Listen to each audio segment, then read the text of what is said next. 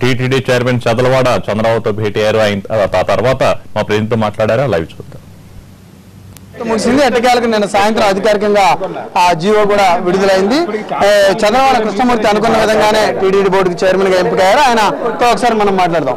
Sir, TTD board అనేది ఒక ప్రతిష్టాత్మకం, దానికి మీరు అనుకున్న విధంగానే చైర్మన్ ఎంపికారు. మీ ఫీలింగ్ ఎలా ఉంది? ఇంతకన్నా మనిషి జన్మెత్తుడికి ఆనందం ఏం కావాలి? ఆయన ఆనందంగా ఉన్నాను.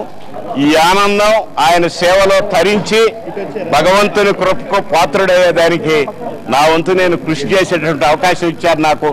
సర్వదా నేను భగవంతుని ప్రార్థిస్తున్నా.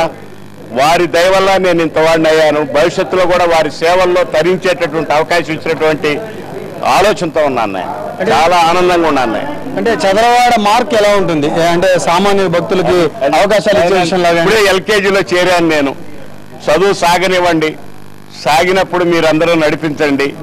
తప్పకుండా సహకరిస్తే నేను తప్పకుండా ఇదే నమ్మకాన్ని మీకు కలిగించేదానికి నా వంతు నేను కృషి చేస్తాను.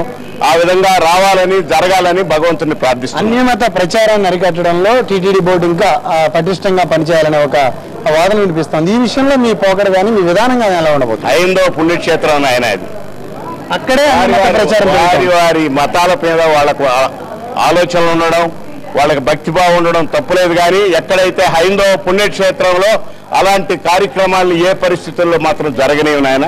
అది మా విధి, మా కర్తవ్యం నాయన. అదేవిధంగా హిందూ మతాన్ని వ్యాప్తి చేయడంలో, హిందూ ప్రచారాన్ని ముందుకు తీసుకెళ్లడంలో టీటీడీ నుంచి ఎటువంటి ప్రణాళిక మీరు రూపొందించబోతున్నారు? ఎంతమంది మేధావులు ఉన్నారు, పెద్దలు ఉన్నారు, చాలా ఆలోచనలు ఉన్నాయి. పురాణాల మీద పురాణాల్లో నుంచి వచ్చినటువంటి వాళ్ళం మనందరం. బేస్డ్ ఆన్ పురాణాల్లో ఏముందో, ఏ విధంగా పెద్దలందరూ కూడా ఆచరించారో, ఏ విధంగా భక్తిభావాన్ని పెంచి మనకు అందించారో దాన్ని ఇంకా కూడా వినూడి చేసి మంచి కీర్తి తీసుకొచ్చేదానికి తప్పకుండా పెద్దల ఆశీస్సులతో నడిపిస్తామన్న నమ్మకం నాకు ఉందని. ఆయన చదలవాడకు టీటీడీ కొత్త కాదు, కానీ అక్కడ గతంలో ఉన్న ఆ చరిత్రను చూసుకున్నట్లయితే ఆ చైర్ ఏదైతే ఉందో అది కొంత మిస్యూజ్ అవుతుందన్న పరిస్థితి ఉంది. మీరు ఎలా చేయబోతారు? భవిష్యత్తులో అన్ని మంచిగా జరగాలని భగవంతుడు ప్రార్థిస్తున్నాను. ఆయన టీటీడీ అవినీతికి సంబంధించి కొన్ని విమర్శలు వస్తూ ఉంటాయి. దానిపై మీ వైఖరి ఎలా ఉంటుంది? కఠినంగా ఉండబోతున్నారా? ఎటువంటి మెసేజ్ ఇవ్వబోతున్నారు?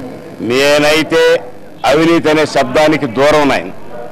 ప్రాణం పోయినా నేను రాజకీయ జీవితంలో చిన్నప్పటి నుంచి ఉన్నాను. ఎప్పుడు కూడా చిన్న తప్పు కూడా చేయను. భవిష్యత్తులో అలాంటి వాళ్ళని చేయొద్దని నేను మీ ద్వారా ప్రత్యేక కూడా హృదయపూర్వకంగా మనం చేస్తున్నా. అలాంటి వాళ్ళకి నా దగ్గర అవకాశమే లేదు నాయన. Thank you sir, congratulations. టీటీడీని ఏది ప్రక్షాళన అనే విషయం ఏదైతే ఉందో దానిపై దృష్టి పెడతానని, అవినీతిని సహించేదే లేదని చంద్రబాబు చెప్తున్నారు. మరోవైపు ఇచ్చినటువంటి ఈ అవకాశం ఇచ్చినటువంటి చంద్రబాబు కృతజ్ఞతలు తెలుపుతున్న ఆయన ఈ యొక్క ఆ పదవి ఏదైతే ఉందో దానికి వన్నీ తెచ్చే విధంగానే తన వైఖరి ఉంటుందని చంద్రబాబు చెప్తున్నారు. NTV team, Hyderabad. బుల్డన్ shot break తీసుకుందాం. స్ట్రెచ్